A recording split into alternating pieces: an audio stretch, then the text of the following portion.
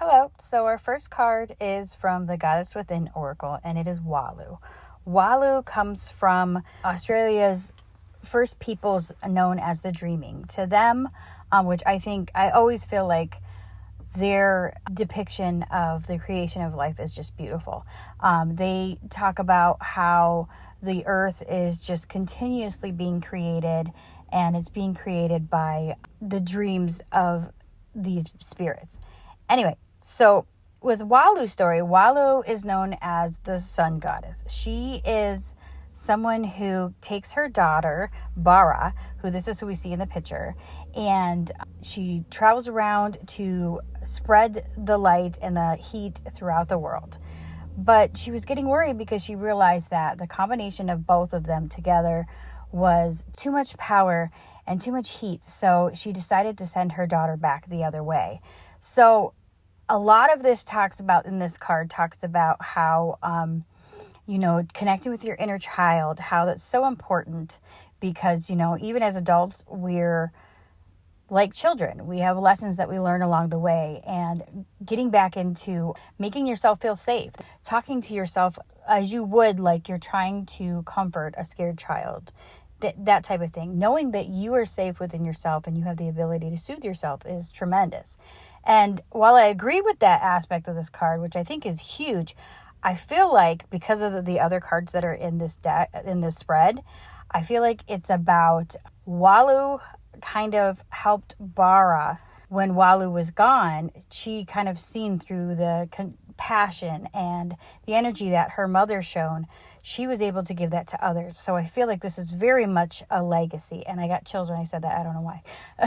I think I'm extra emotional right now because for some reason, like every time I go to talk about something, I'm like over emotional. My Mercury, which is like communication and how you process things and how you learn and teach things, is in Pisces, just like my moon. So since like Mercury is in Cancer right now, I'm super, I don't know. I've noticed like a very emotional way of thinking lately. It's good, but whatever. Anyway, so I feel like that's kind of what this is about. So when you come to the first two cards, I like to do what the energy we are in now. And we have the Chariot. To me, the Chariot is balancing those aspects, the good and the bad, the lessons we learn, the lessons we have to learn, the inner, the outer, the above, below, right? The female and the male, all of that, we're balancing that on our path. It's very much about your spiritual path. And if you look below that, we have the Ten of Pentacles. Ten of Pentacles, to me, yes, it can be riches and abundance, but it's a type of abundance that fully fulfills you. But to me, the Ten of Pentacles is a lot about your legacy. This is about if you have children or you have something to teach the world, or you have something that when you're gone, when your physical body's gone, it will reverberate. It's something that is passed on that you will be remembered for, whether it be wealth or knowledge or whatever. And I think because we have Walu in here with her daughter Bara, the way that she was able to instill those compassions and understanding in her. She was able to help do the same thing and gently warm and lighten part of the world. So I'm not just talking to moms, although I'm a mom, and I'm talking to just dads or anybody who has a child. I'm talking about like generations, right? I mean, because that's what a lot of this is about too. I mean, a lot of us go on to be healers and teachers, and just experiencing what you're experiencing and expressing it helps so much, right? We learn from our predecessors. If you look back decades, all the things that we've come through and we've learned, sometimes we take a little back step, and sometimes those old stale ideas kind of make a comeback, and I feel like it's like their last fight. But a lot of time that's a sign that, hey, that's dying out, right?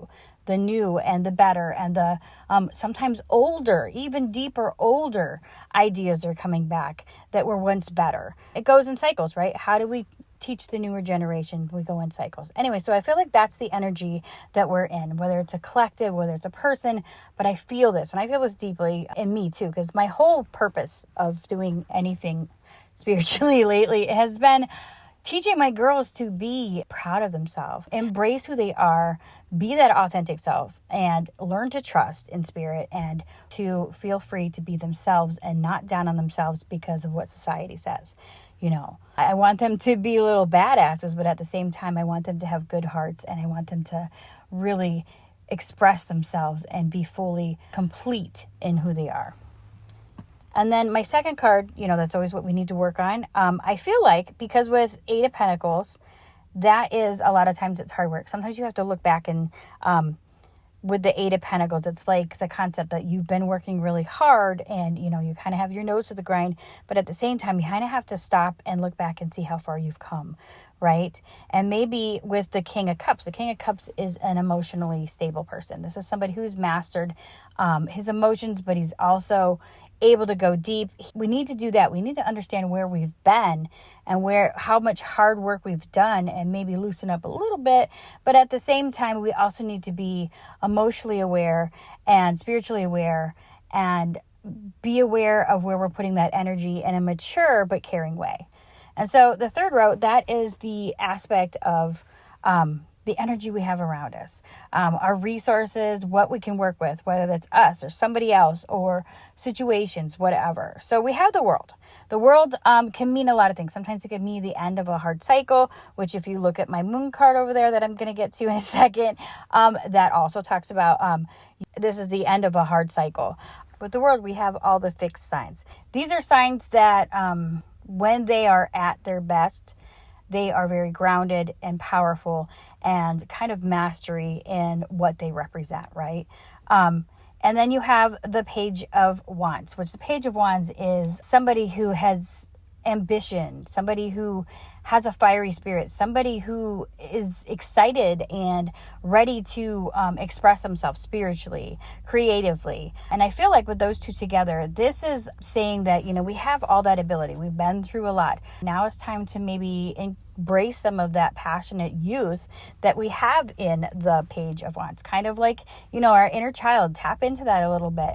Again, this has been a tough cycle, so allow yourself to breathe a little bit. So I feel like that's kind of where we're at with that. Where we have that ability to kind of relax a little bit and have fun with it. Find that passion again, right?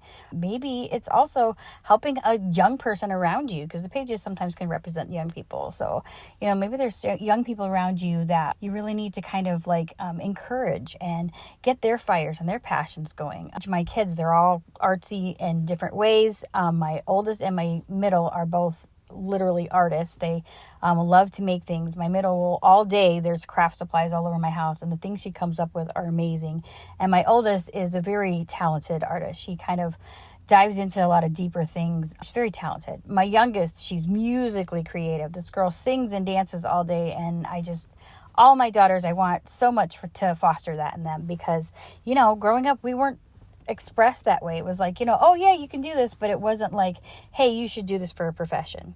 And I feel like that's part of my legacy, is to allow my kids to be able to do that.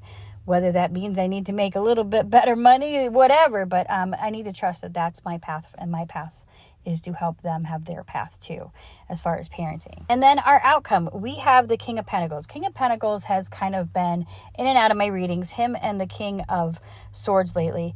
But the King of Pentacles is, to me, now a lot of times people say that he is very successful, which maybe this is part of that too, is we're going to be very successful in this endeavor. This is something that's going to bear fruit.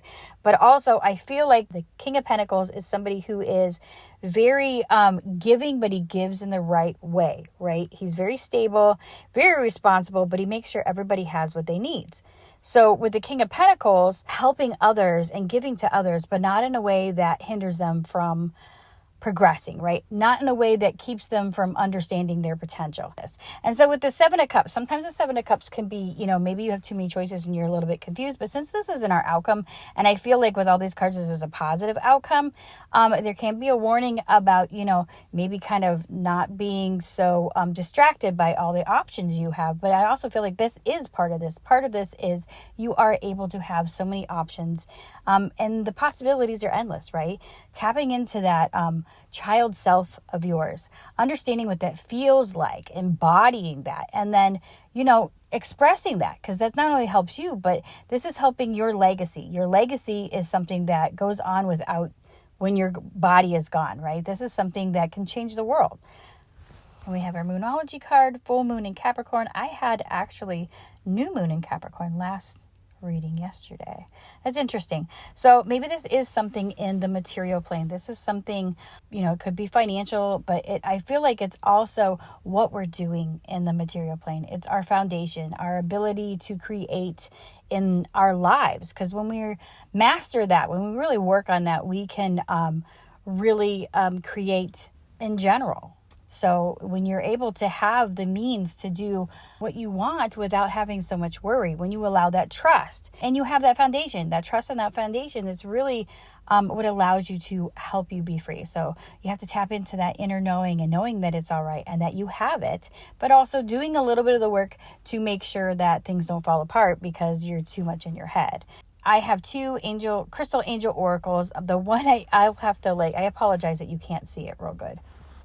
And we have turquoise with spiritual path. I seem to get this one a lot. It says, your true beliefs are becoming clearer to you, which prompts you to make necessary life changes.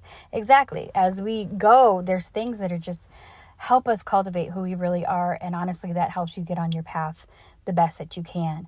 And then we also have clear quartz, which tells you to let yourself feel all your emotions.